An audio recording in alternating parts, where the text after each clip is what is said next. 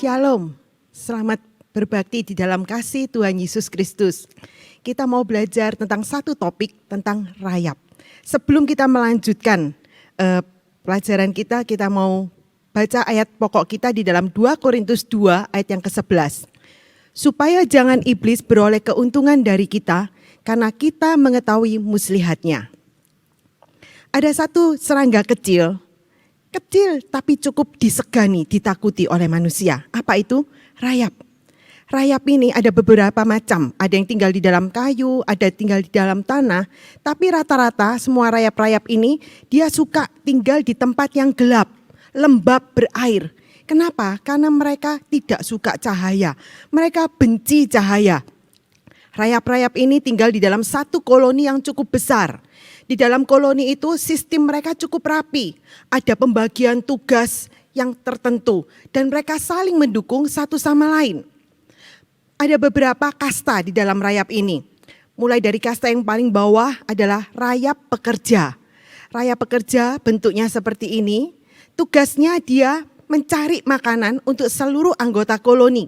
Selain itu dia juga bertugas untuk mengasuh bayi-bayi yang baru menetas dari telur rayap itu juga induk. Selain itu dia juga bertugas untuk membangun sarangnya, memperbaiki kalau ada kerusakan. Rayap-rayap pekerja ini umurnya maksimal 2 tahun dan mereka tidak punya mata. Kasta yang kedua adalah rayap tentara. Rayap ini bertugas menjaga keamanan dari seluruh koloni.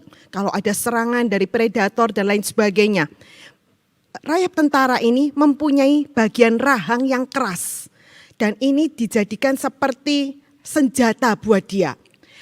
Rayap tentara juga tidak punya mata dan umurnya maksimal juga sama-sama 2 tahun.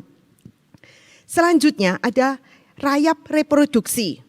Kalau menjelang musim hujan seperti ini, pernah enggak kita lihat ada laron-laron yang terbang mengitari lampu-lampu di rumah? Kalau iya, awas. Itu artinya ada rayap di sana. Laron ini sebetulnya adalah bentuk metamorfosis dari rayap. Jadi pada waktu rayap-rayap itu rayap reproduksi ini sudah mencapai dewasa, tumbuh sayap. Lalu mereka keluar dari sarang-sarangnya dan mencari lampu, mencari cahaya. Mereka berkeliling di sana. Apa tujuannya? Untuk mencari pasangan. Kalau mereka sudah mendapat pasangan, maka mereka akan melepaskan sayapnya, kemudian berjalan beriringan, mereka mencari tempat baru. Di sana mereka akan membangun koloni yang baru. Merekalah calon raja dan ratu di tempat yang baru itu. Kalau sudah mendapat tempat baru, si induk ini, si ratu rayap ini akan terus melahirkan telur-telur rayap. Sepanjang hidupnya, pagi, siang, sore, malam tidak pernah berhenti menghasilkan telur-telur rayap yang baru untuk memperbanyak, berkembang biak untuk membangun koloni yang baru itu. Dalam satu hari, si satu ratu rayap ini bisa menghasilkan 30.000 telur rayap yang baru. Bayangkan, luar biasa. Oleh karena itu perkembangan rayap bisa begitu cepat. Dan kalau dalam kondisi yang ideal, satu ratu rayap ini bisa hidup sampai 15 sampai 25 tahun. Begitu banyak yang dihasilkan. Kemudian mereka bersama-sama, terutama rayap pekerja, bekerja sama untuk membangun rumah mereka, sarang mereka dalam bentuk terowongan. Ini dibangun dari tanah, saliva, kotoran, bentuknya rumit seperti labirin, bisa sangat panjang, kira-kira sampai 7 meter. Dan kalau ada terowongan-terowongan ini, maka permukaan perabot yang tadinya rata, halus itu akan berubah jadi bergelombang, menggelembung. Kalau bagian itu kita pecah mungkin dengan pisau, maka kita akan menemukan terowongan rumah-rumah rayap itu.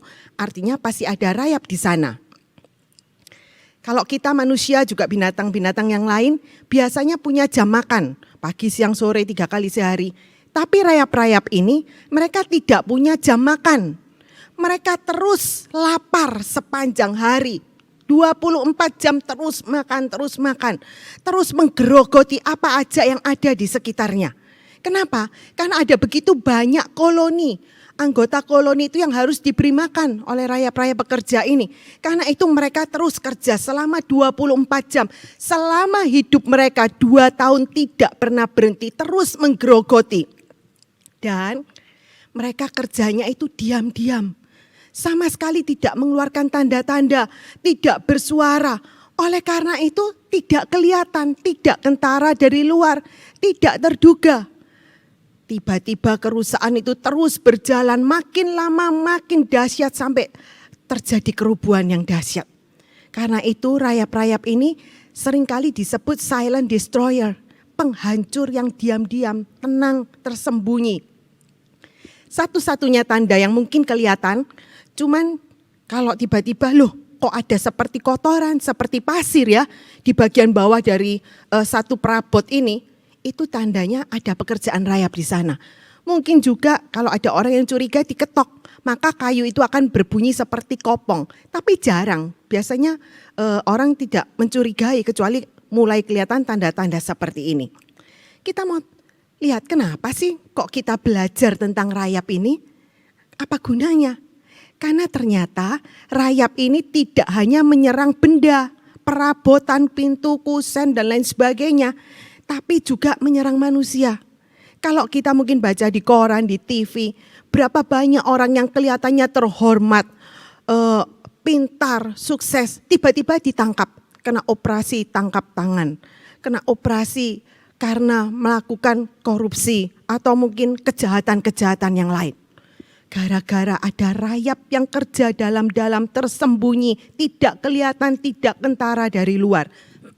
Orang-orang ini bisa masuk ke dalam penjara atau bahkan juga bisa masuk, bisa kena hukuman mati. Tapi ada lagi yang lebih dahsyat.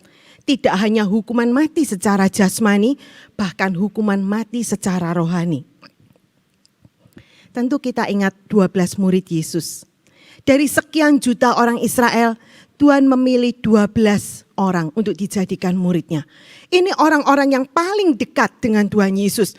Mereka melayani bersama, pergi kemana-mana, hidup, makan bersama-sama.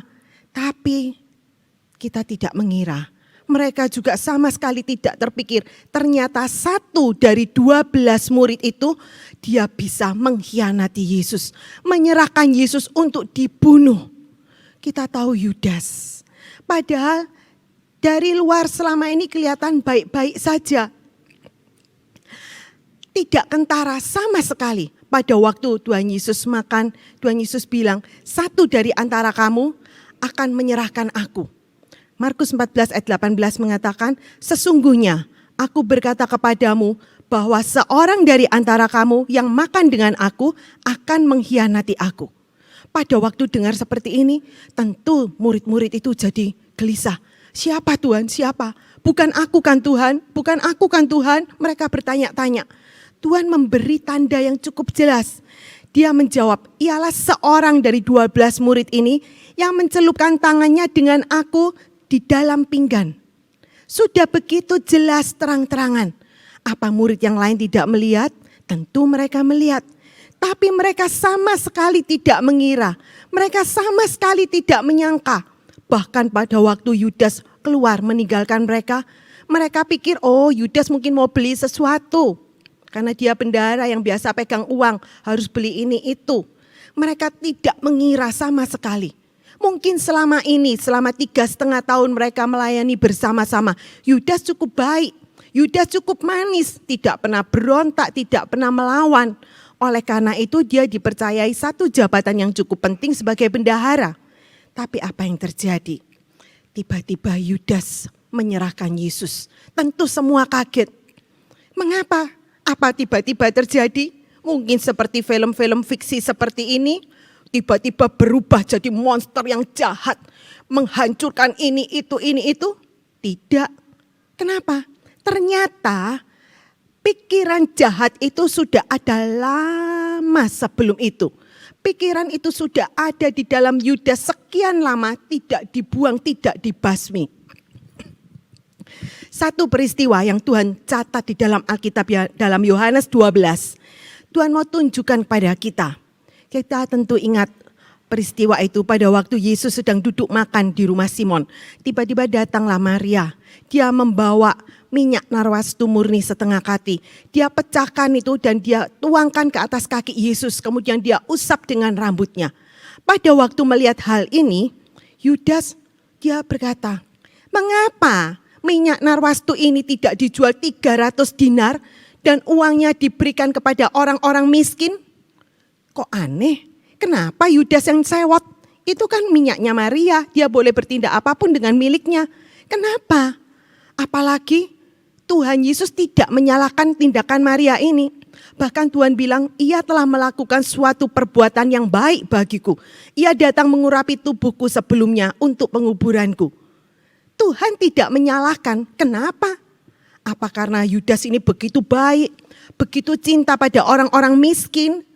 Ternyata kalau kita baca dalam ayat selanjutnya, Yohanes 12 ayat 6, ini dikatakannya bukan sebab ia memperdulikan orang-orang miskin, tetapi sebab ia adalah seorang pencuri dan memegang pundi-pundi uang.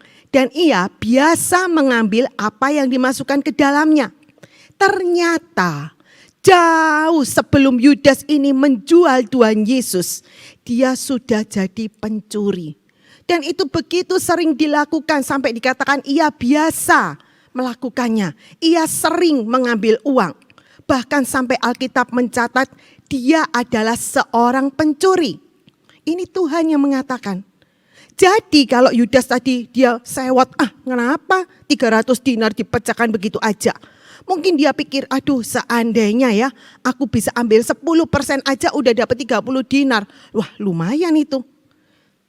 Rayap-rayap dosa itu sudah begitu lama tinggal di dalam pikiran si Yudas.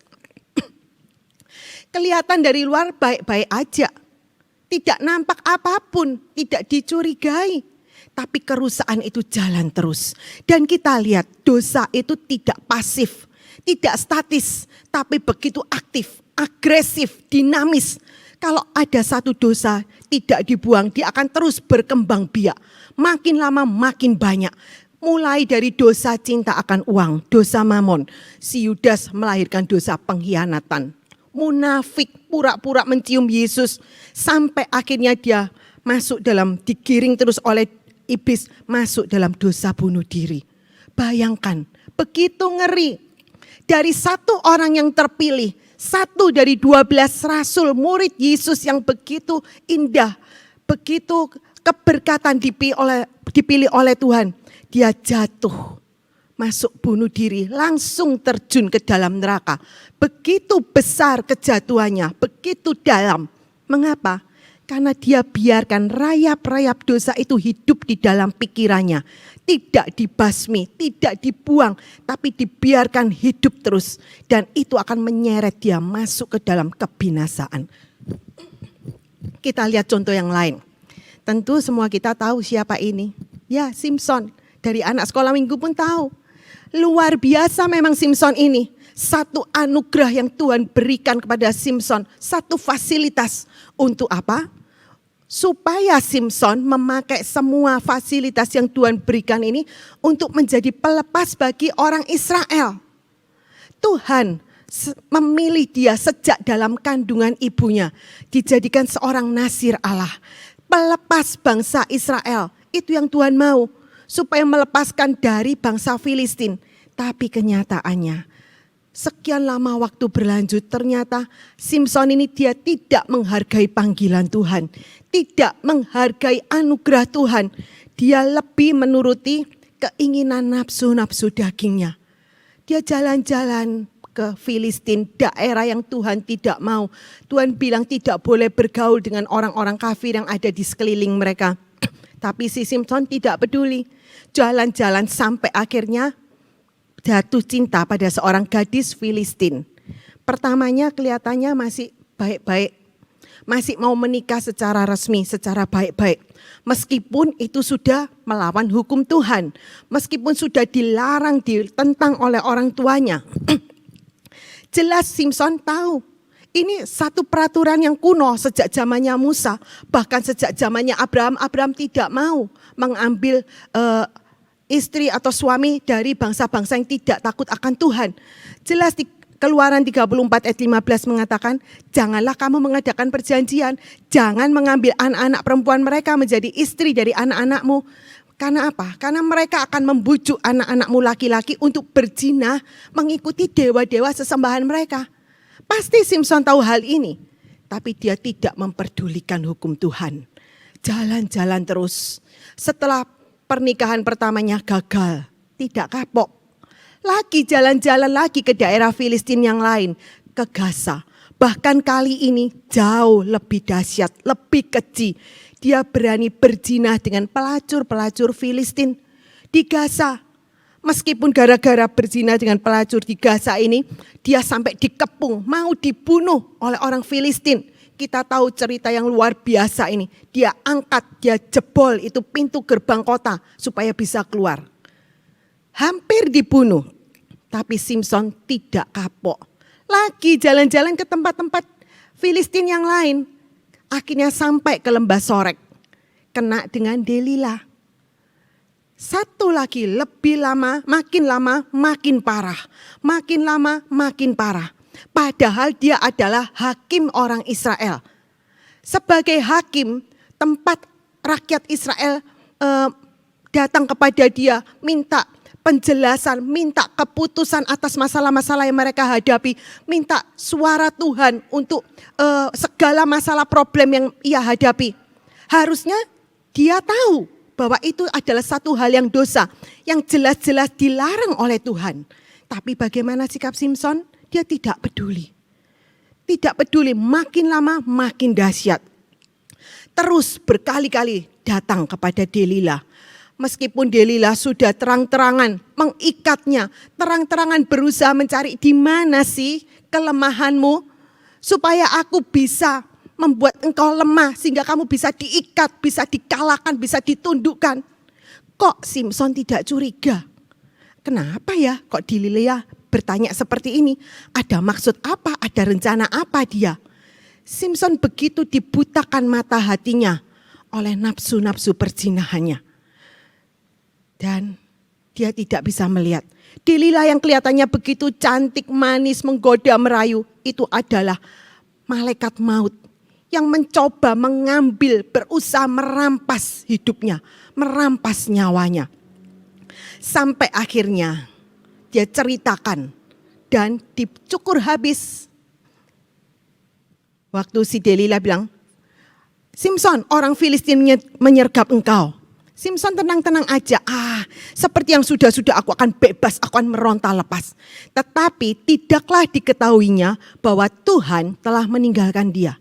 Begitu dahsyat kerobohan, kekeroposan yang terjadi di dalam Simson. Sampai dia tidak sadar kalau Tuhan sudah meninggalkan dia. Dan berakhir dengan begitu mengerikan. Tiba-tiba hancur seluruh masa depannya, seluruh hidupnya, pelayanannya hancur di tangan Delila. Seorang nasir Tuhan yang mempunyai begitu banyak anugerah fasilitas yang Tuhan berikan, hancur di tangan Delila karena nafsu-nafsu zina yang terus menggerogoti sekian lama tidak dibinasakan. Makin lama makin dahsyat, makin lama makin menghancurkan dia sampai akhirnya dia binasa. Contoh lain lagi, kita tahu Amnon. Amnon adalah anak sulung dari Raja Daud. Selain itu Raja Daud punya anak yang ketiga namanya Absalom. Absalom punya seorang adik yang cantik bernama Tamar. Absalom ini sekian lama dia menginginkan si Tamar yang cantik itu. Bukan dengan cinta yang suci, tetapi dengan nafsu-nafsu yang najis. Tapi Amnon dia tidak bisa mendapatkan apa yang dia inginkan. Mungkin karena ada begitu banyak peraturan kerajaan yang melindungi anak gadis dari raja ini. Karena itu dia menjadi begitu susah. Dia terobsesi, sakit, tidak mau makan. Sampai akhirnya datanglah sahabatnya Yonadab. Dia ceritakan pada Yonadab. Yonadab yang lihai ini. Dia beri ini loh caranya. Ini loh triknya supaya kamu bisa dapat apa yang kau inginkan. Dan karena si Amnon ini sudah kedatangan ingin. Dia lakukan trik dari Yonadab ini. Dia pura-pura sakit, gak mau makan. Sampai akhirnya si Raja Daud datang. Pada waktu Raja Daud datang dia bilang, Raja, boleh enggak adikku Tamar menyiapkan makanan ini di dalam kamar, di depan mataku supaya aku mau makan. Raja Daud dia sama sekali tidak berpikiran, tidak curiga. Kenapa? Karena tentu selama ini Amnon kelihatannya baik-baik aja. Tidak menunjukkan sifat-sifat yang mencurigakan, yang berbahaya bagi Tamar. Oleh karena itu oleh si Raja Daud diizinkan Tamar datang dan menyediakan makan. Dan pada saat itulah si Amnon dia melancarkan aksinya. Dia menodai si Tamar. Meskipun si Tamar dia sudah bilang, jangan kakak, jangan menodai aku. Coba kakak minta baik-baik pada Raja Daud. Pasti Raja Daud akan memberikan aku kepada kakak. Tapi si Amnon karena dia sudah begitu menyala-nyala di dalam pikirannya. Sudah matang segala rencana dosa, pikiran dosa itu begitu matang. Dia tidak bisa dicegah. Dilakukan apa yang dia mau. Dan setelah itu apa dia bahagia? Sama sekali tidak. Dia usir keluar si Tamar. Ya, si Tamar dia pergi, dia sobek bajunya yang maha indah. Dia ambil abu taruh di atas kepalanya, dia meraung-raung bergabung. Sampai akhirnya ketemu dengan kakaknya Absalom. Tentu Absalom dia tanya dan dia mengerti. Si Absalom pura-pura dia bilang, iya Tamar sudahlah jangan dimasukkan hati, sudahlah kamu bisa tinggal di rumahku. Tapi meskipun Absalom dia menenangkan hati adiknya, itu tidak berarti dia memaafkan si perbuatan Amnon. Api kemarahan, kebencian, balas dendam itu terus menyala di dalam hati Absalom. Sekian lama, sampai akhirnya setelah 2 tahun berjalan, waktu orang-orang lain sudah mulai lupa akan peristiwa yang terjadi itu, si Absalom tidak melupakan. Absalom datang kepada Raja Daud. Dia bilang, Raja, aku mau mengundang semua saudara-saudaraku untuk makan perjamuan pengguntingan domba. Juga termasuk Amnon. Raja Daud dia mengizinkan. Dan pada waktu pesta itu, Amnon dibunuh. Apa yang sudah dipikirkan sekian lama oleh si Absalom sudah direncanakan dalam pikirannya, dilaksanakan. Tentu tidak mudah untuk membunuh Amnon. Kita tahu Amnon adalah anak sulung. Dia calon raja Israel yang ketiga. Tidak mudah tentu punya perlindungan pengawal-pengawal yang menyertai dia, yang menjaga dia terus. Tapi itu pikiran direncanakan, dikembangkan, dipikir untung ruginya di dalam Absalom sekian lama. Dan itu akhirnya sampai pada waktunya apa yang sudah matang di dalam pikirnya dilakukan dalam perbuatan. Sekian lama setelah masalah ini lewat, kembali bangsa Israel dikejutkan oleh perbuatan Absalom. Tiba-tiba dia mengadakan kudeta terhadap ayahnya. Ya, apa ini terjadi tiba-tiba? Tidak juga. Tidak hanya kudeta. Ternyata Absalom juga mau membunuh ayahnya. Kalau kita baca dalam 2 Samuel 17 ayat 1 sampai 2, Ahitofel bilang, kasih aku 12.000 orang. Aku akan mengejar raja dan aku akan menewaskan raja sendiri.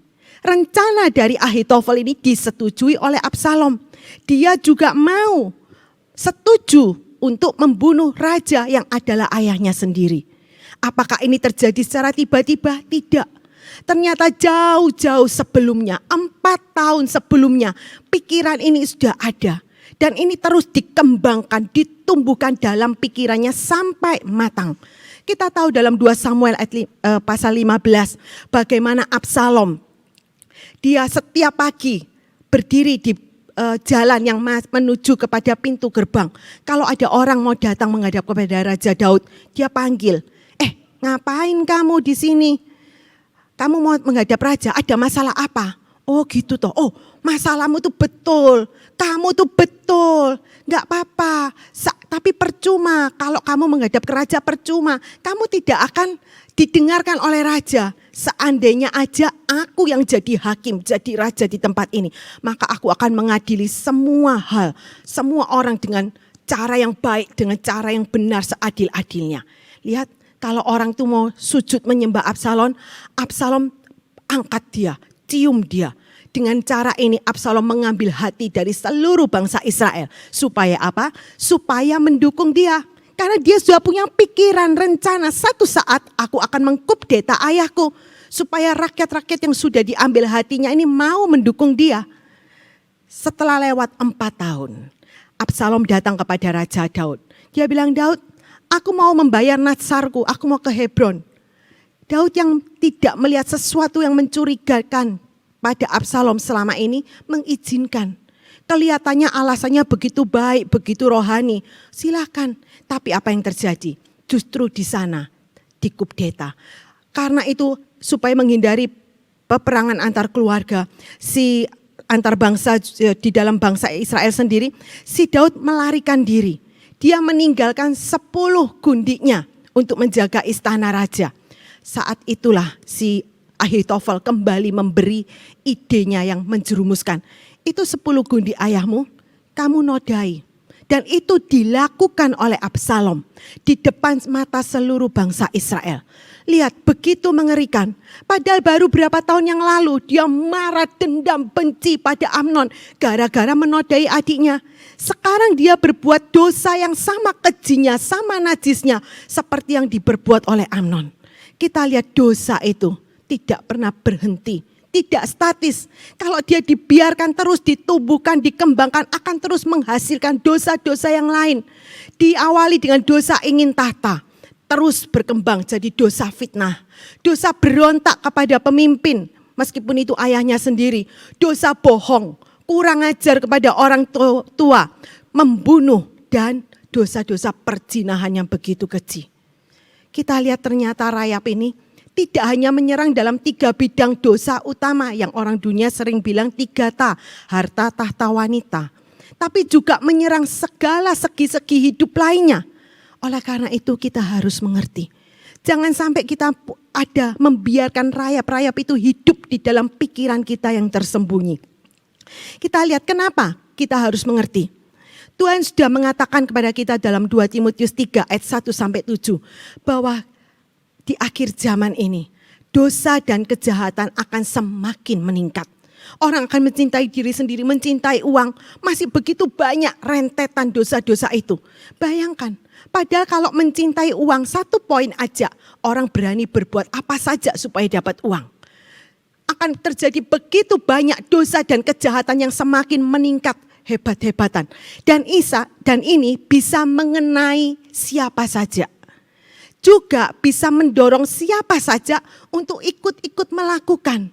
Oleh karena itu kita lihat, kalau kita tidak mau menjaga pikiran kita suci di hadapan Tuhan, hati-hati bisa ikut arus, masuk dalam arus dosa dan kejahatan yang semakin meningkat ini. Apalagi di balik layar, iblis tahu, Wahyu 12 ayat 12 mengatakan bahwa waktunya sudah semakin singkat. Karena itu iblis bekerja semakin keras, semakin giat. Sehingga akan terjadi apa yang Wahyu 22 ayat 11 katakan. Yang suci akan meningkat semakin suci. Sedangkan yang jahat najis akan meningkat semakin jahat, semakin najis. Begitu mengerikan. Yang kedua, kenapa kita harus mengerti hal ini? Karena Tuhan akan menamatkan rencananya. Penamatan atas gereja Tuhan dan atas seluruh alam ini. Tuhan akan mengolah orang-orang umatnya yang suci jadi semakin indah, semakin suci sampai akhirnya jadi seperti Kristus. Jadi pengantin Kristus. Tapi tidak hanya Tuhan, iblis juga meniru. Iblis juga mau menamatkan rencananya. Iblis juga mau mengolah penganut-penganutnya, antek-anteknya sampai jadi semakin sempurna seperti iblis sendiri. Iblis juga mengolah orang-orang seperti ini di dalam segala dosa-dosa dan kenajisan sampai timbul akhirnya antikris. Pengantin antikris sundal babil yang besar dan banyak lagi orang-orang yang begitu jahat. Dan penamatan dari masing-masing pihak, baik dari Allah maupun dari iblis ini, semua dimulai dari dalam pikiran. Kalau satu orang pikirannya diisi dengan segala macam rayap-rayap dosa itu, diisi dengan segala macam dosa-dosa yang najis, iblis dengan mudah akan menyeret dia. Pada waktu segala pikiran itu sudah jadi matang, sudah jadi matang dalam pikirannya, maka dengan mudah itu akan keluar dalam perbuatan. Apa yang sudah matang di dalam pikiran akan segera dilakukan dalam perbuatan nyata, hanya cuma tunggu waktu dan kesempatan. Jadi dimulai dari pikiran dulu. Sebaliknya, kalau satu orang mau memberikan pikirannya suci, mau menyerahkan pikirannya kepada Tuhan, maka Roh Kudus akan memimpin sehingga pikiran ini diisi oleh Roh Kudus, dipimpin, disucikan, dibersihkan dari segala rencana-rencana dosa. Dan orang ini akan dituntun step by step. Makin lama makin indah, makin suci, makin memperkenankan Tuhan. Jadi baik dosa maupun kesucian, dua-dua dimulai dari dalam pikiran kita. Kalau yang ketiga, kenapa kita harus mengerti? Hanya ada dua golongan di hadapan Tuhan. 1 Yohanes 3 ayat 10 mengatakan anak Allah atau anak iblis. Cuma ada dua golongan. Berkali-kali Tuhan ceritakan di dalam Alkitab. Ada dua macam penggolongan. Dan dua golongan ini satu saat akan dipisahkan oleh Tuhan. Berkali-kali Tuhan ceritakan dengan banyak cara. Baik jalan lebar, jalan sempit. Ikan yang baik dan ikan yang busuk dipisahkan. Juga gandum dan lalang. Juga yang lain lagi, kambing, domba. 5 gadis bijak, 5 gadis bodoh. Buah ara yang baik, buah ara yang busuk. Ada dua golongan. Dan golongan ini akan dipisahkan. Salah satu yang menyebabkan terjadinya pemisahan ini apa? Lagi-lagi rayap-rayap dosa. Yang tersembunyi di dalam pikiran, yang tidak kelihatan. Ini yang membuat terjadi pemisahan ini. Sampai akhirnya yang satu diangkat, yang satu ditinggalkan. Tidak kelihatan dari luar, tidak kentara. Tapi awas, kalau itu dibiarkan akan menyebabkan terpisah dan tertinggal. Kalau kita lihat kenapa kerusakan itu bisa terjadi begitu besar. Dalam beberapa contoh yang sudah kita lihat tadi. Masih ada begitu banyak contoh di dalam Alkitab. Kenapa sampai terjadi seperti ini? Karena rayap-rayap dosa ini dibiarkan. Mereka bekerja terus 24 jam dan diam-diam. Tidak beritahu, tidak rame-rame, tidak kasih tanda-tanda apapun. Jadi kalau kita lihat, ini satu atap langit-langit yang roboh, tiba-tiba roboh. Roboh ini bukan peristiwa 1 detik. Mungkin terpukul oleh tongkat, tangga dan lain sebagainya. Bukan.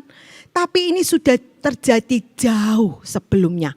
Proses kehancuran itu terjadi lama sebelumnya.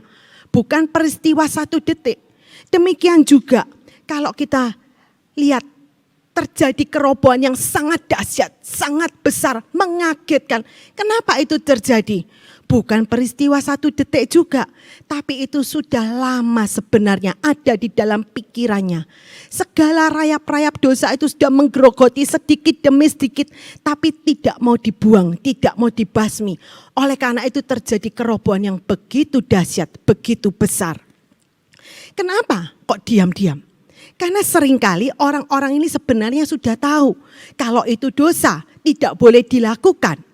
Tapi karena hatinya sudah ingin, dia lakukan terus secara sembunyi-sembunyi, secara diam-diam.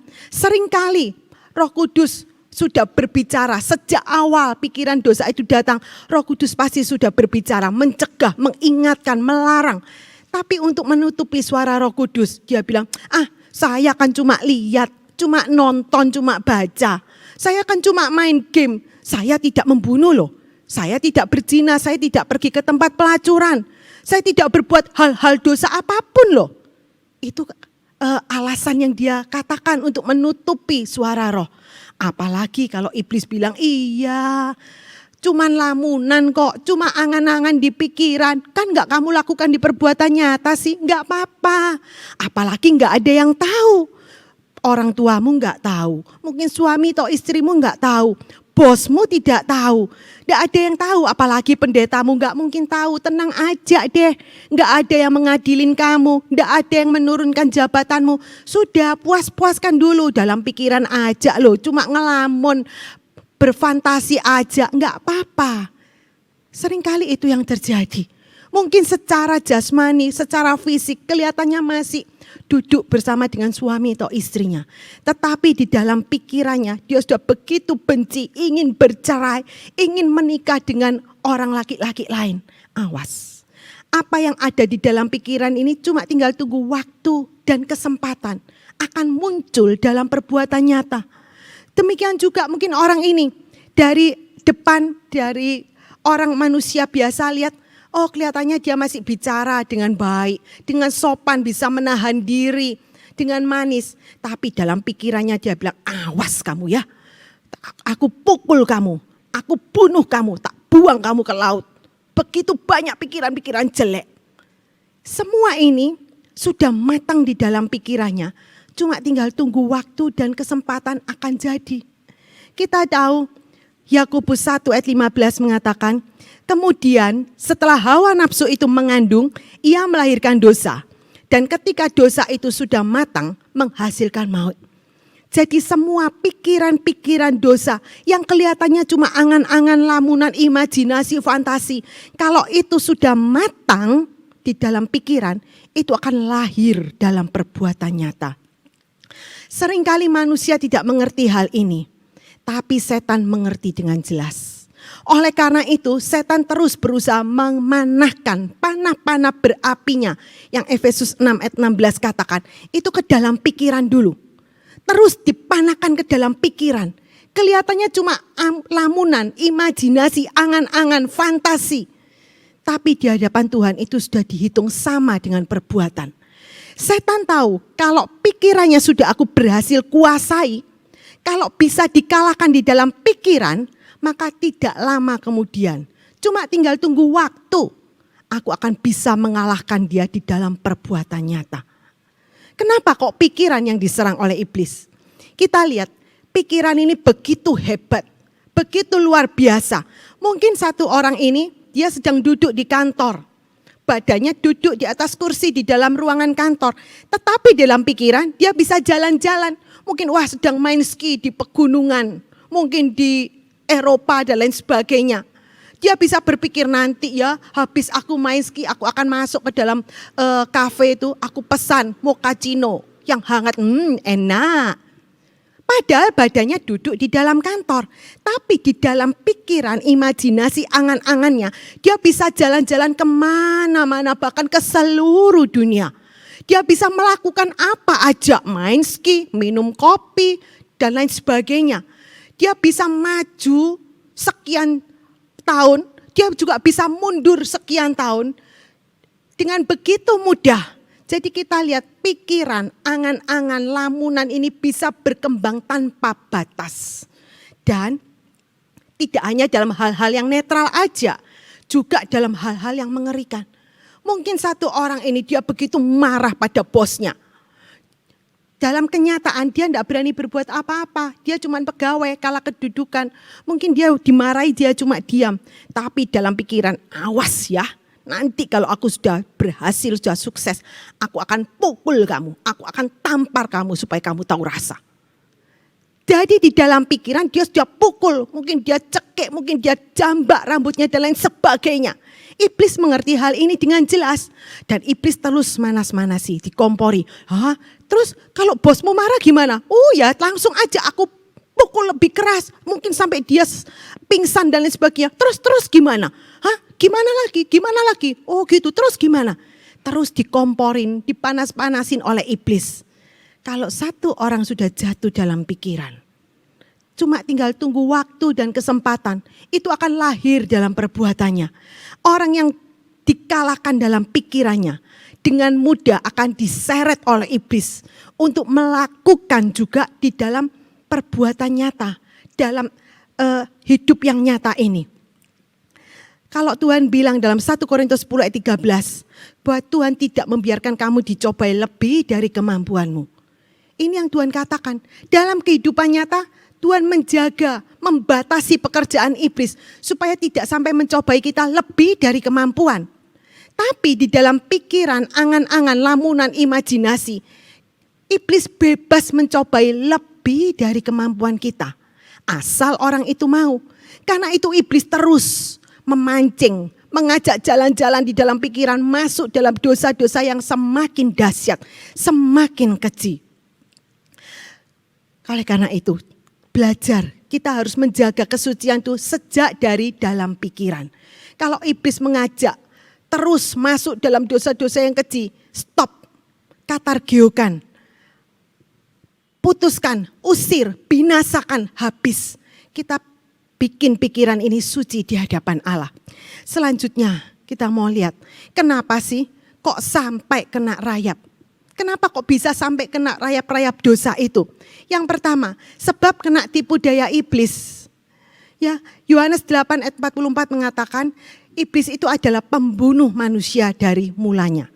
Jadi kalau iblis itu pura-pura baik, dia mau memberikan sesuatu yang kelihatannya manis, menyenangkan, indah, awas. Awas, itu bukan hadiah, itu cuma umpan dari iblis. Sebab dia mau membunuh kita, mau membunuh manusia itu diseret masuk dalam kebinasaan. Siapa yang punya ini di rumah? Apa? Jebakan tikus. Kita tahu kalau kita mau menjebak tikus-tikus itu tentu kita kasih umpan yang manis, yang lesat, yang baunya harum, menyenangkan, sedap sekali. Supaya tikus-tikus itu mau masuk ke dalam jebakan. Tapi setelah tikus itu masuk, apa yang kita lakukan? Apa disayang-sayang, dipelihara, dikasih keju dan sebagainya? Tentu tidak. Cuma tinggal dikasih air panas supaya dia mati.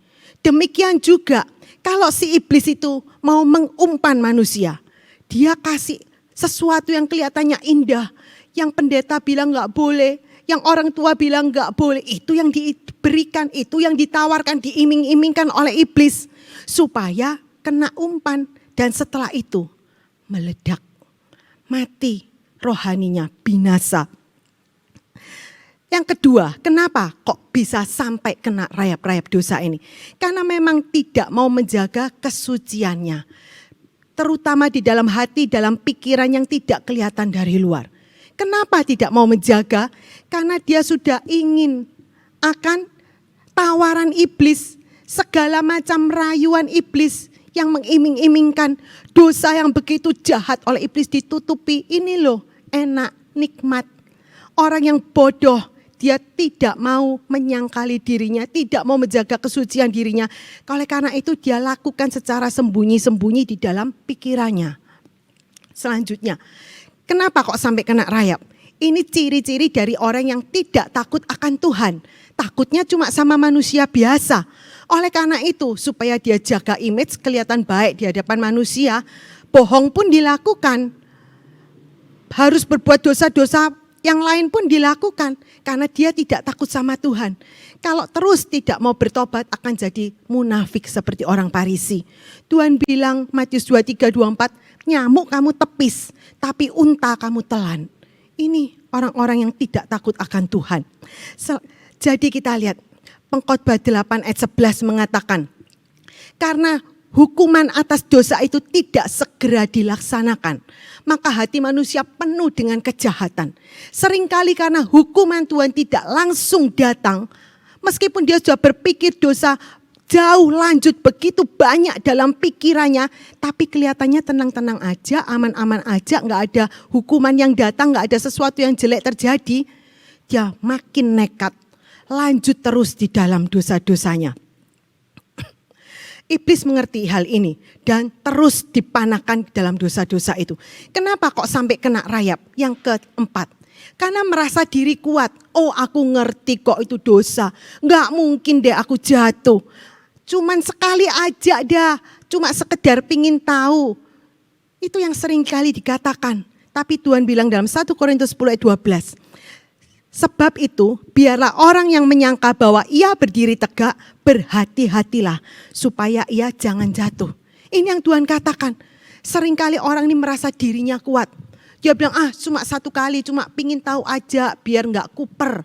Tapi padahal sebenarnya di dalam hatinya dia sudah ingin. Orang semacam ini Lukas 5, 37-39 katakan, kalau terus minum anggur lama, minum anggur Sodom yang menajiskan, meskipun kelihatannya begitu lesat, itu bukan anggur yang baik, itu adalah racun ular biludak. Orang yang semacam ini terus minum anggur lama, dia tidak akan mau minum anggur yang baru. Meskipun Roh Kudus menawarkan kesukaan yang dari Roh Kudus, kesukaan yang murni, yang memancar terus sampai hidup yang kekal. Dia bilang enggak mau. Anggur yang lama itu jauh lebih sedap, jauh lebih enak. Terus seperti ini. Dan orang-orang seperti ini tanpa Tuhan. Kalau satu orang simpan dosa di dalam pikirannya, jelas Tuhan tidak bisa menyertai. Orang seperti ini akan jadi mainannya iblis. Dengan mudah iblis akan mengalahkan dia, menginjak-injak dia, membinasakan orang seperti ini. Selanjutnya kita mau lihat, kenapa sih? Apa tanda-tandanya kalau ada rayap? Apa tandanya? Yang pertama, hidup suci itu jadi begitu berat.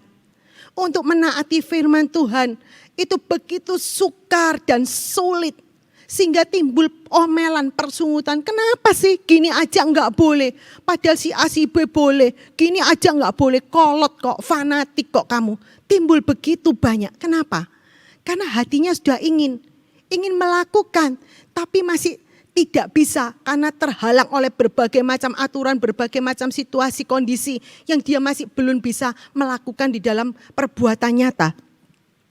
Padahal Tuhan bilang 1 Yahya 5 ayat 3, perintah-perintahnya itu tidaklah berat. Juga Matius 11 ayat 30 tidak berat kalau satu orang mau menjaga pikirannya suci di hadapan Tuhan. Untuk melakukan apa yang Tuhan perintahkan itu tidak berat. Itu manis. Oleh karena itu, salib itu bisa jadi berat, sukar, sulit. Atau salib itu bisa jadi manis, ringan, seperti yang Tuhan katakan.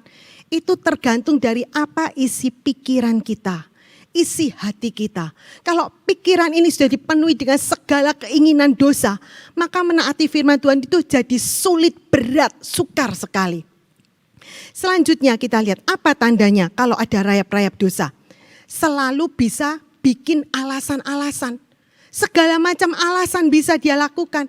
Dia bisa keluarkan supaya tidak disalahkan. Supaya tidak dimarahi, tidak dihukum. Supaya dapat dispensasi dan lain sebagainya. Ini yang terjadi apalagi kalau ada pekerjaan iblis.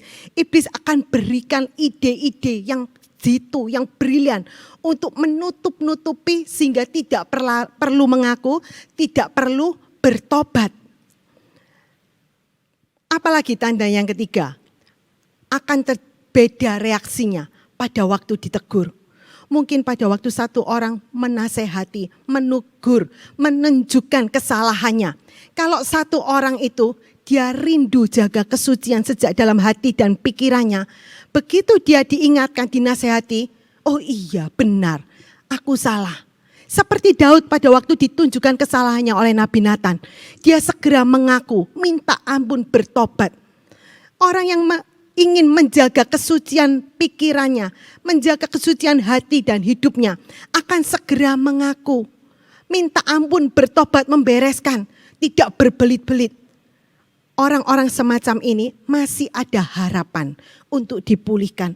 Masih ada harapan yang baik untuk orang seperti ini. Sebaliknya, kalau satu orang yang simpan dosa, terus berkeras hati di dalam dosa, tidak mau bertobat, pada waktu ia dinasehati, diingatkan, dia akan berbelit ke sana kemari, cari alasan, cari kambing hitam, supaya dia tidak perlu mengakui dosanya, supaya tidak perlu minta ampun, tidak perlu bertobat, membereskan. Itu yang dia lakukan.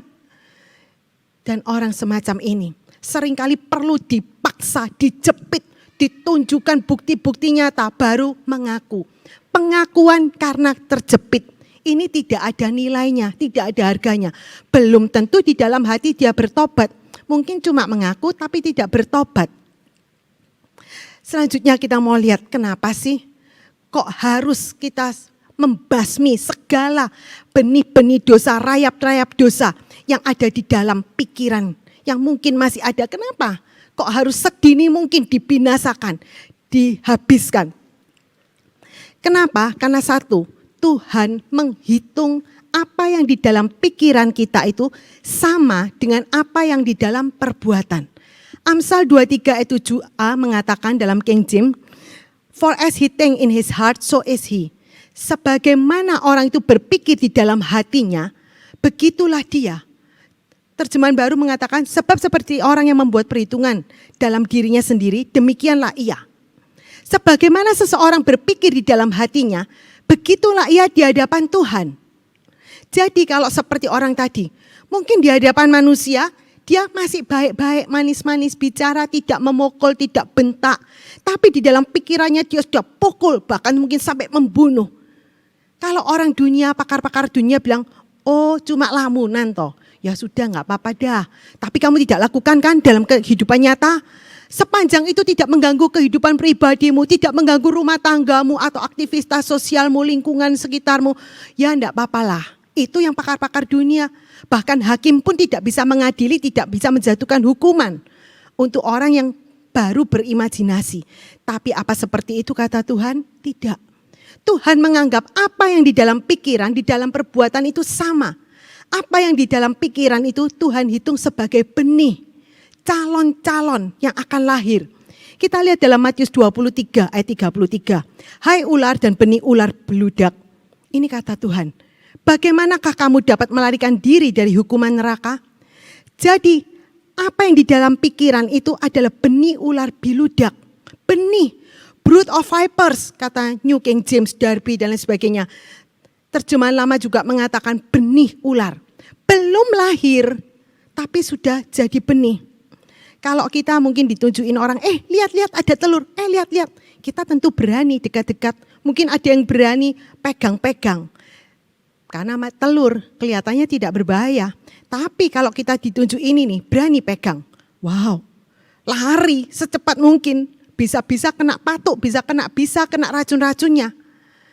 Kelihatannya jauh berbeda.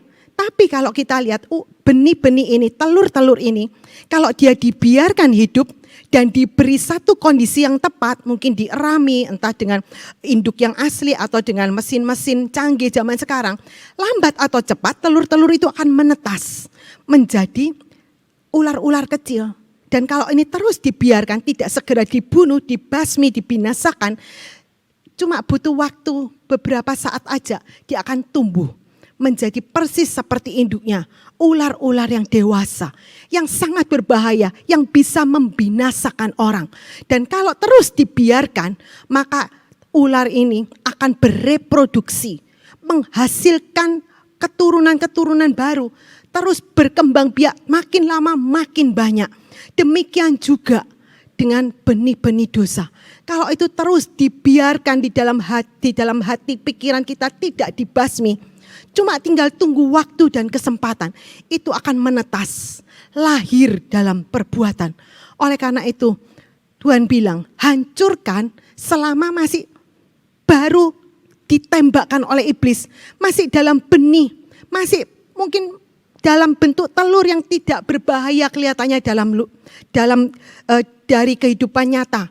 Kalau telur-telur itu, benih-benih itu tidak mau dibinasakan, sampai akhirnya lahir jadi ular, justru semakin sulit, semakin berat untuk membinasakan. Bisa-bisa dia yang dibinasakan, kena racun-racun ular itu. Selanjutnya, kenapa kok rayap-rayap dosa itu harus segera kita basmi? Sejak awal sebenarnya Roh Kudus sudah berbicara, mencegah, melarang. Supaya tidak terus lanjut di dalam dosa-dosa makin parah, makin dahsyat. Bahkan seringkali Tuhan menghukum, memukul, menghajar. Kenapa? Karena Tuhan cinta, tidak ingin umatnya itu jatuh lebih dahsyat. Sehingga menarik hukuman Allah yang lebih dahsyat lagi. Tapi kalau orang itu mau, untung. Tapi kalau dia tidak mau, terus jalan dalam dosa, akan banyak terjadi kerusakan. Pengkhotbah 9:18 mengatakan, satu orang yang keliru dapat merusakkan banyak hal yang baik. Satu dosa merusakkan banyak rencana Tuhan yang baik. Bahkan kalau dia terus keras hati tidak mau bertobat, itu mendukakan Roh Kudus. Roh Kudus akan diam dan pergi meninggalkan dia. Selanjutnya, kenapa kok kita harus segera membasmi sedini mungkin? Karena orang lain seringkali tidak tahu apa yang ada di dalam pikiran kita. Orang lain tidak tahu, apalagi kalau pandai menutupi, pandai menyembunyikannya. Tuhan bilang seperti kuburan putih. Dari luar kelihatannya begitu baik, begitu rohani, begitu manis, putih, indah. Tapi dalamnya penuh bangkai, penuh dosa-dosa yang najis. Orang lain tidak tahu, tidak berani menasehati, tidak berani menegur. Dipikir baik-baik aja, ternyata begitu banyak dosa dan itu akan jalan terus. Karena itu kita harus mengkoreksi diri kita sendiri. Kita tahu tanda-tanda ini bukan untuk menyalahkan orang lain, tetapi untuk mengoreksi diri kita sendiri. Juga seringkali terjadi, orang-orang bertanya-tanya, kenapa ya orang itu kelihatannya begitu baik, begitu setia, begitu rohani, tapi kenapa dia selalu masuk dalam lembah-lembah yang kelam, penuh ketakutan, penuh kegelisahan, hidupnya begitu menderita sengsara, tidak tampak penyertaan Tuhan, tidak tampak kuasa Tuhan dalam hidupnya. Lagi-lagi karena adanya rayap-rayap dosa ini. Karena itu Tuhan tidak bisa turun tangan. Tuhan tidak bisa memberkati campur tangan dalam hidup orang itu. Selanjutnya kita mau lihat, kenapa harus kita basmi? Supaya jangan jadi keras hati. Tuhan bilang, batas waktu untuk bertobat itu adalah hari ini. Kalau batas waktu ini dilewati, batas yang sudah Tuhan tentukan untuk masing-masing orang itu, maka mau tidak mau hukuman Allah itu terpaksa dijatuhkan. Ya. Karena kemurahan Allah itu ada batasnya. Rom 2 ayat 4 mengatakan, atau engkau hinakankah kelimpahan kemurahannya? Tiadakah engkau mengetahui bahwa kemurahan Allah itu maksudnya menuntun engkau kepada pertobatan? Ada batas kemurahan Allah. Bahkan jauh-jauh sebelumnya Tuhan seharusnya sudah berbicara, mengingatkan. Dan Tuhan beri batas waktu untuk bertobat. Tapi kalau batas ini terus dilanggar sampai habis, terpaksa Tuhan beri hukuman itu datang. Hukuman itu jatuh menimpa. Oleh karena itu kita harus mengerti kemurahan dan kekerasan Allah. Kalau satu orang rindu hidup suci di hadapan Tuhan, rindu hidup memperkenankan Tuhan, mungkin satu waktu dia bisa terpeleset jatuh dalam dosa. Mungkin satu waktu dia kena panah berapi iblis. Tapi karena hatinya rindu, dia cepat-cepat bertobat, segera berbalik minta ampun, bertobat sungguh-sungguh. Maka kemurahan Tuhan masih bisa datang untuk orang seperti ini. Ada pemulihan yang Tuhan berikan seperti Daud. Tapi sebaliknya, kalau orang itu sudah berdosa, terus keras hati dalam dosa, tidak mau bertobat sampai mati, seperti Saul, Yudas dan lain sebagainya, maka kekerasan Allah yang berlaku atas orang-orang semacam ini.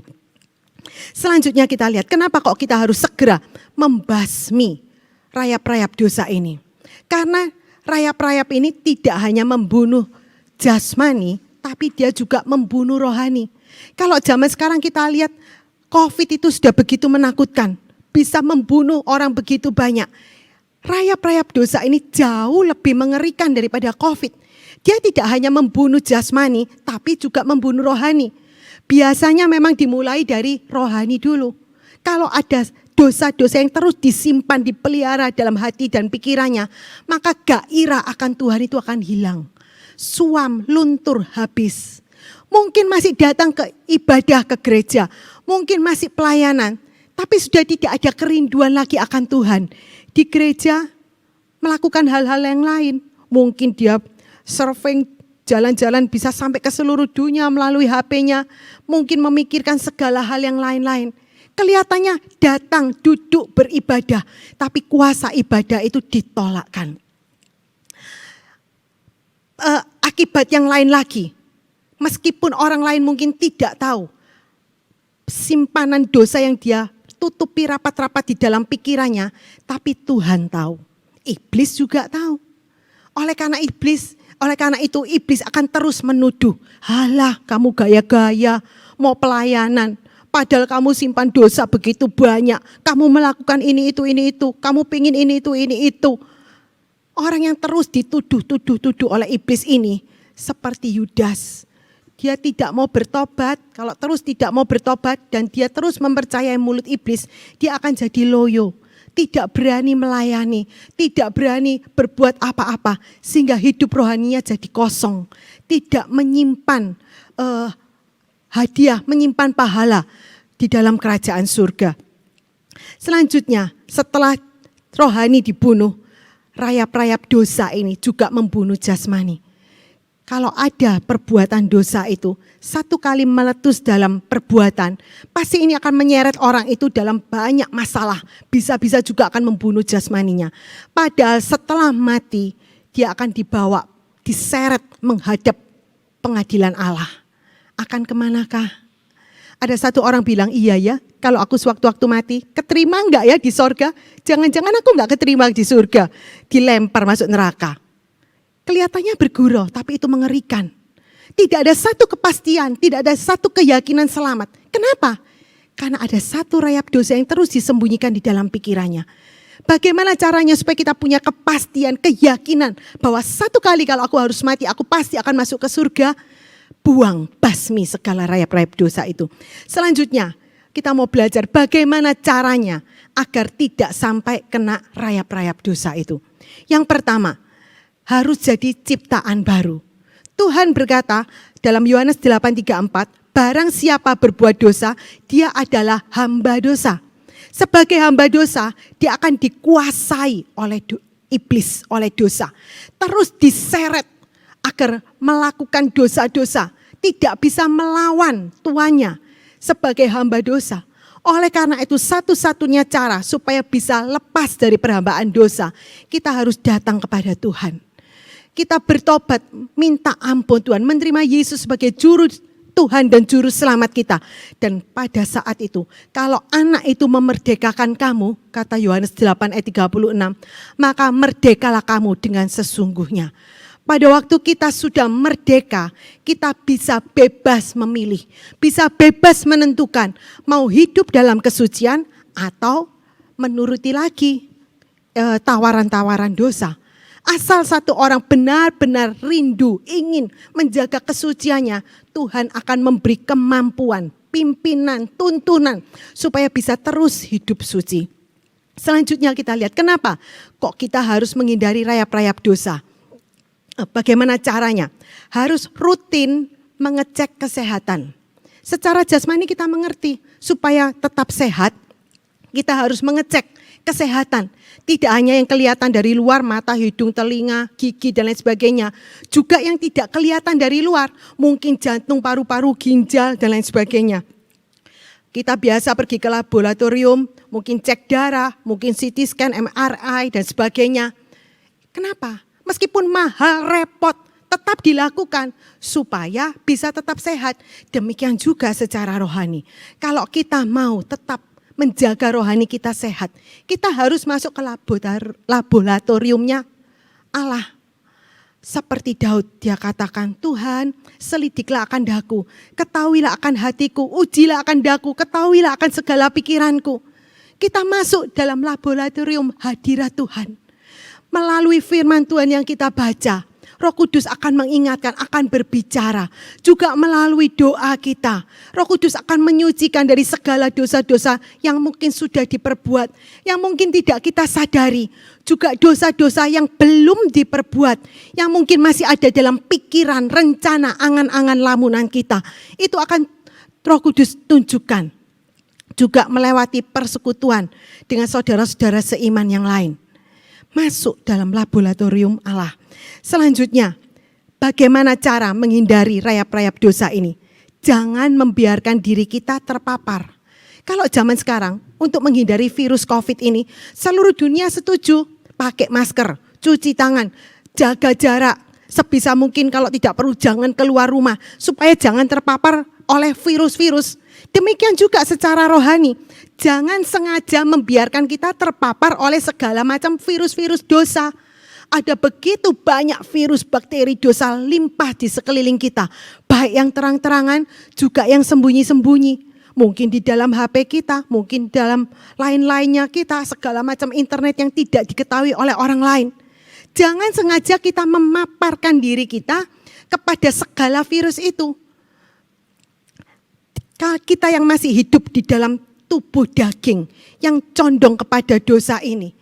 Meskipun tanpa serangan dari luar, tubuh daging ini masih bisa menimbulkan pikiran dosa. Apalagi kalau sengaja dipaparkan, pasti bisa lebih dahsyat, akan lebih menyala-nyala di dalam dosa. Oleh karena itu jangan kita sengaja paparkan. Tuhan bilang dalam Amsal 22 ayat yang ketiga, orang bijaksana itu serta dilihatnya jahat, maka disembunyikan dirinya. Tapi orang bodoh melangsung juga lalu kena. Ini yang Tuhan ajarkan kepada kita. Kalau lihat jahat, segera sembunyi. melarikan diri, pergi berbelok. Ini yang Tuhan katakan orang yang bijaksana. Jadi bukan karena tidak kuat imannya, kamu kurang kuat gitu aja enggak berani. Lain sama aku ini loh kuat, aku berani menghadapi. Awas, itu bukan orang bijaksana di hadapan Tuhan. Kenapa? Kok orang itu melangsungkan juga sampai kena? Karena memang dari dalam hatinya sudah ingin sekali melakukan perbuatan-perbuatan dosa itu. Tapi karena masih belum bisa, masih ada halangan, hambatan. Mungkin karena kepentingan ini itu dia harus pura-pura manis, pura-pura rohani, suci dan lain sebagainya. Karena itu dia tidak mau melakukan dalam dosa, terus dilakukan dalam pikirannya aja. Melangsungkan juga lalu kena. Jangan kita jadi orang bodoh. Karena itu kalau iblis mulai memberikan tawaran-tawaran yang manis, hindari, jauhi. Hindari Sodom Gomora, pusat-pusat kejahatan. Kalau kita lihat itu satu hal yang jahat, jangan dilihat, jangan dibaca, jangan didekati. Karena kita masih hidup dalam tubuh dosa ini. Bisa bangkit segala macam kedagingan, kita harus salibkan, kalahkan, matikan terus. Yang keempat, cara menghindari rayap dosa. Jangan beri tempat pada iblis. Efesus 4 ayat 27, iblis selalu memulai dari hal-hal yang kelihatannya kecil. Halah gitu tok aja loh, itu kan dosa kecil, remeh, sepele. Dibuang gitu aja nanti setelahnya kan bisa, awas. Seperti orang paku atau orang menyuntikkan, paku itu mulainya selalu tajam, kecil, tipis. Tapi kalau bagian awal yang tipis kecil itu sudah berhasil masuk, maka iblis akan terus memalu sampai masuk seluruh bagian paku yang besar, tajam, panjang itu akan terus masuk. Demikian juga cara kerja iblis. Dia selalu memulai dengan halah cuma dosa kecil aja loh, cuma gini aja loh, gitu aja enggak boleh, terlalu fanatik itu. Awas. Kalau dosa kecil bisa masuk, dosa itu begitu agresif, begitu aktif, dia akan terus berkembang menjadi dosa yang lebih parah, lebih dahsyat dan kena ke segi-segi hidup yang lainnya. Jangan beri tempat pada iblis sejak awal. Yang kelima, kita harus memperhatikan konsumsi rutin kita. Apa yang kita baca, kita lihat, kita dengar. Mungkin berita, film, drama, juga kejadian-kejadian yang terjadi di sekitar kita. Perhatikan apa yang masuk dalam hati dan pikiran kita. Kenapa? Itu semua akan jadi seperti benih-benih. Benih itu masuk menaburi hati dan pikiran kita. Cuman tinggal tunggu waktu. Maka semua benih yang sudah ditaburkan itu akan tumbuh. Jadi tanaman-tanaman yang dewasa. Jadi tanaman-tanaman yang begitu rimbun, begitu lebat. Kalau benih-benih gandum yang ditaburkan, akan timbul gandum juga. Tapi kalau benih-benih lalang yang ditaburkan, akan timbul juga benih-benih tanaman lalang. Bahkan hutan-hutan dosa yang begitu mengerikan.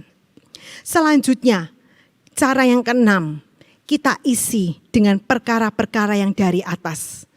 Tuhan bilang, tetapkan pikiranmu di dalam hal-hal yang di atas, bukan hal-hal yang di bumi.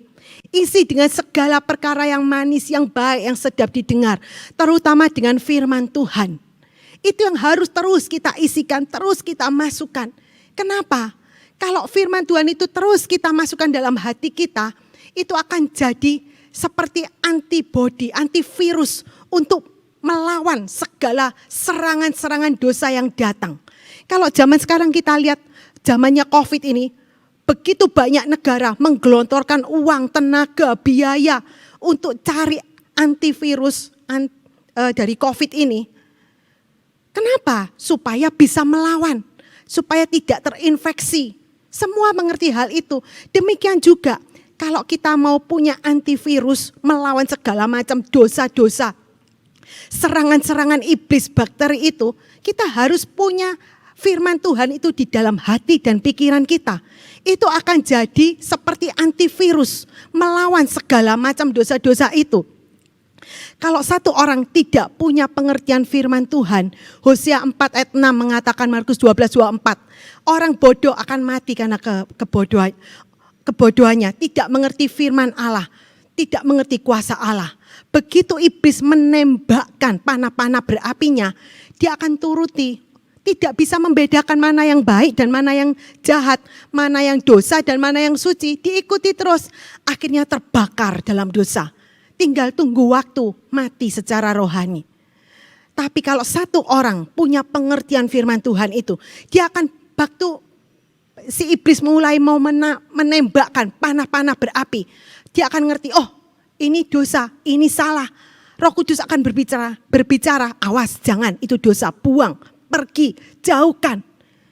Sehingga dia bisa terhindar, terlepas dari segala macam panah-panah berapi itu.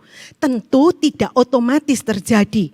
Tentu harus dengan kemauan untuk pikul salib, kemauan untuk menyangkal diri, mematikan segala tarian dosa ini.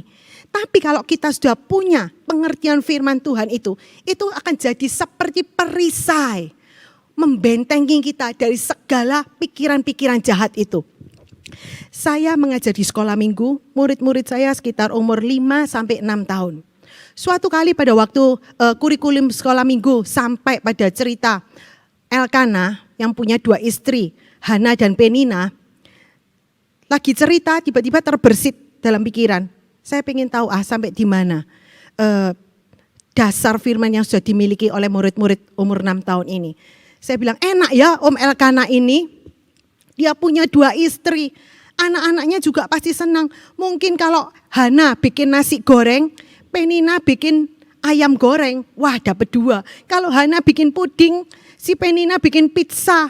Seneng kan anak-anak punya 2 istri, punya 2 mama seperti ini. Murid-murid diam melongo. Ya kan? Enggak tante, enggak boleh. Loh, kenapa enggak boleh? Ini kan dicatat di dalam Alkitab. Elkana tuh punya 2 istri, Hana dan Penina. Enggak boleh tante, itu dosa. Menikah tuh cuma boleh 1 kali aja. Suami cuma boleh punya 1 istri. Enggak boleh punya 2 istri. Enggak boleh tante punya 2 mama. Kenapa? Masa? Iya tante enggak boleh. Waktu dengar jawaban seperti itu, senang sekali saya. Saya noleh kepada guru-guru lain, rekan-rekan di kelas saya. Mereka bilang, bagus, mereka semua tersenyum bahagia. Ternyata tidak sia-sia usaha kita. Sekian lama menaburi firman Tuhan. Benih-benih firman Tuhan, prinsip-prinsip itu sudah masuk. Mereka masih umur 6 tahun, tapi mereka sudah mengerti. Tidak boleh punya istri 2, tidak boleh menikah 2 kali. Prinsip-prinsip itu sudah melekat sehingga meskipun saya mencoba menjebaknya, boleh kan? Ini kan dicatat dalam Alkitab, enggak boleh tante, itu dosa, enggak boleh tante. Tentu setelah itu saya cuci bersih, iya enggak boleh, ini dosa, diterangkan begitu banyak, begitu panjang lebar, bahwa itu memang dosa. Tapi satu hal yang kita lihat, kalau anak-anak itu dia sudah mendapat firman Tuhan dan itu masuk dalam hatinya, mereka mengerti, itu jadi seperti antibodi. Pada waktu serangan-serangan iblis itu masuk, kata-kata pikiran-pikiran yang salah itu mau coba dimasukkan, mereka akan melawan. Enggak boleh tante, itu dosa tante, enggak boleh. Kalau kita punya firman Tuhan, prinsip-prinsip firman Tuhan itu di dalam hati pikiran kita, itu akan melindungi, itu jadi seperti perisai yang mematahkan segala panah berapi dari si iblis. Selanjutnya cara yang ke-7, kita harus menurut roh, mematikan daging. Ya, kalau kita mau berjalan seturut dengan pimpinan Roh Kudus, taat apa yang Tuhan berbicara, Tuhan katakan, Roh Kudus berbicara dalam hati pikiran kita, dan kita taati, kita mau patahkan segala macam tarikan dari dosa, kita mau menuruti roh, maka kita bisa menjaga pikiran hati kita suci di hadapan Tuhan. Dan itu juga akan membuat perbuatan kita suci di hadapan Tuhan. Selanjutnya, harus punya keputusan yang tegas. Daniel 1 ayat 8 mengatakan, Daniel berketetapan untuk tidak menajiskan dirinya dengan santapan raja. Jadi Daniel ini punya satu ketetapan di dalam hatinya untuk tidak menajiskan dirinya. Terjemahan lama mengatakan sudah berniat di dalam hatinya. Harus ada satu niat, satu keputusan yang teguh, yang tegas di dalam hati kita untuk menyucikan diri kita. Menyucikan mulai dari dalam hati dan pikiran kita. Kenapa kita harus punya ini? Kalau kita tidak punya keputusan yang teguh sejak dari dalam hati kita, maka kita akan mudah hanyut, terseret oleh segala macam arus dosa yang begitu limpah. Apalagi menjelang akhir zaman, dosa akan bertambah banyak, bertambah dahsyat, bertambah deras arus itu. Kalau orang tidak punya pendirian, dia akan terseret masuk dalam berbagai macam dosa, entah dosa putih, entah dosa hitam, alasan mereka. Tapi kalau satu orang punya keputusan yang tegas seperti Daniel, meskipun ia diwajibkan, dipaksa, dia tidak mau menajiskan dirinya. Juga seperti Yusuf, meskipun dia ditawari, diiming-iming, diwajibkan, dipaksa untuk berdosa, dia tidak mau. Dia bisa lulus, dan terus berkemenangan. Selanjutnya, yang ketujuh, jangan bertoleransi terhadap dosa. Kita lihat akhir zaman ini, begitu banyak cara-cara yang dipakai iblis untuk terus memasukkan dosa-dosa, berusaha mengindoktrinasikan dosa-dosa itu dengan berbagai macam orang-orang yang kelihatannya cantik, sukses, tampan, berhasil. Si iblis berusaha memasukkan segala macam. Salah satu contoh keberhasilan iblis adalah LGBT. Begitu banyak negara sudah mau menerima. Juga rokok, segala macam sabu-sabu, narkotik. Dengan berbagai cara, iblis berusaha bilang, alah enggak apa-apa, gitu aja loh. Itu kan cuma dosa kecil, enggak apa-apa. Coba aja. Kalau satu orang mau bertoleransi terhadap dosa itu, pertama mungkin dia kaget waktu lihat mungkin ada perempuan rokokan. Wih, kedua kali, wih. Mungkin tapi kalau terus sudah biasa duduk datang ke rumahnya bersama-sama di kantor, sudah enggak kaget lagi, enggak sampai mendelik lagi, enggak, udah biasa. Kalau sudah terbiasa, awas. Cuma tinggal tunggu waktu. Orang yang mau toleransi, tidak berani menunjukkan kesalahannya, tidak berani menunjukkan dosa-dosanya ini, akan diseret oleh iblis untuk ikut coba-coba dalam dosa yang sama. Oleh karena itu, kita tunjukkan kesalahannya. Kita beritahu, kita nasihati, kita benci dosa-dosanya, tapi selamatkan orangnya. Jangan bertoleransi dengan dosa-dosanya. Tunjukkan kesalahannya, tapi rebut jiwanya. Yang kedelapan, belajar saling tolong-menolong. Terutama dengan orang-orang dekat. Orang-orang dekat yang tahu aslinya bagaimana. Mungkin orang-orang serumah, orang tua, anak, istri, suami. Itu lebih tahu bagaimana aslinya kita. Belajar tolong-menolong. Kalau ada mungkin sesuatu yang salah, kita beritahu. Tidak kebetulan kalau Tuhan mengizinkan kita tahu. Tuhan mau supaya kita menolong, menyelamatkan, menyentak orang itu dari neraka. Kita selamatkan dia. Jadi kita lihat, ini bagian kita yang harus kita lakukan. Kalau kita mau melakukan bagian kita dengan sungguh-sungguh, dengan segenap hati kita rindu menjaga kesucian hati pikiran kita di hadapan Tuhan, maka Tuhan juga akan melakukan bagiannya. Tuhan akan menolong kita. Tuhan akan memimpin, menyertai, menuntun, membimbing kita. Roh Kudus akan berbicara, menasehati kita dalam setiap tingkah laku kita, dalam setiap pergumulan kita, sehingga kita bisa terus berkemenangan. Mulai dari dalam hati dan pikiran kita menang. Terus lulus dan berkemenangan. Kalau ini kita lakukan, dalam perbuatan nyata pun kita akan terus bisa hidup suci. Jadi kesimpulannya, pikiran ini adalah medan peperangan kita. Jadi medan peperangan kita itu bukan di dalam perbuatan nyata, tapi sejak dalam hati dan pikiran kita. Kalau di dalam pikiran kita ini kita bisa menang dari segala macam dosa-dosa itu, maka tidak sulit juga untuk menang dalam perbuatan nyata. Tapi kalau di dalam pikiran itu sudah kalah, sudah berhasil ditembak panah berapi iblis dan kita mau ikut dalam segala macam dosa-dosa itu, meskipun belum kelihatan, belum dilakukan dalam perbuatan nyata, maka tidak sulit iblis untuk menggeret kita. Ketika pikiran-pikiran itu sudah semakin matang, dia akan lahir dalam perbuatan nyata. Oleh karena itu, perangi sejak di dalam pikiran, sejak timbul di dalam hati kita. Jangan simpan dosa. Kalau satu orang simpan dosa, seperti menyimpan rayap-rayap itu, membiarkan rayap-rayap itu tetap bercokol di dalam kusen, di dalam pintu kayu dan lain sebagainya. Itu seperti simpan bom waktu. Cuma tinggal tunggu waktu, maka bom itu akan meledak. Dan pada saat itu meledak, terjadi kehancuran yang begitu dahsyat, binasa. Baik secara rohani juga secara jasmani. Oleh karena itu sebagai penutup, basmi total semua dosa-dosa. Mulai dari telur, mulai dari benih-benih dosa, rayap-rayap itu basmi total. Mulai dari pikiran hati kita. Atau kalau ini tidak mau kita lakukan, maka orang itu yang akan dihancurkan total oleh segala benih-benih dosa. Oleh rayap-rayap dosa yang begitu mengerikan. Karena itu basmi total. Jangan mau dihancurkan oleh segala macam dosa itu. Mari kita mau akhiri dalam doa. Terima kasih Tuhan untuk firman-Mu hari ini. Tuhan, tolong kami Tuhan. Kami rindu seperti Daud Tuhan, Engkau terus memeriksa hati dan pikiran kami. Engkau terus menyelidiki sejak dalam hati dan pikiran kami Tuhan.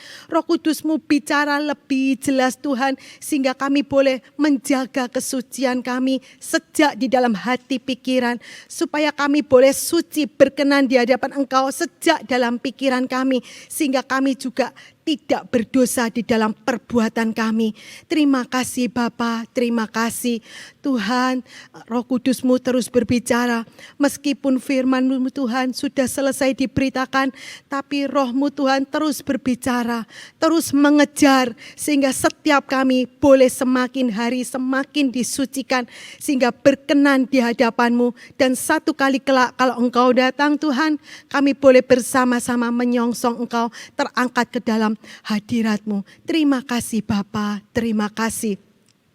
Kiranya Tuhan kami mohonkan berkat dari Allah Bapa, anugerah dari Tuhan Yesus Kristus, persekutuan yang manis di dalam Roh Kudus, limpah dengan segala karunia dan buah-buah roh, menyertai semua anak-anak-Mu dimanapun kami berada Bapa, mulai saat ini sampai Tuhan Yesus datang kembali. Di dalam nama Tuhan Yesus kami berdoa dan mengucap syukur.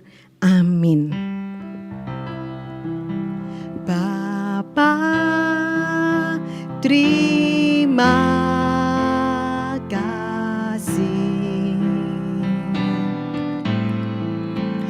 Bapa, terima kasih. Bapa di dalam ku beri terima kasih. Amin. Tuhan Yesus memberkati.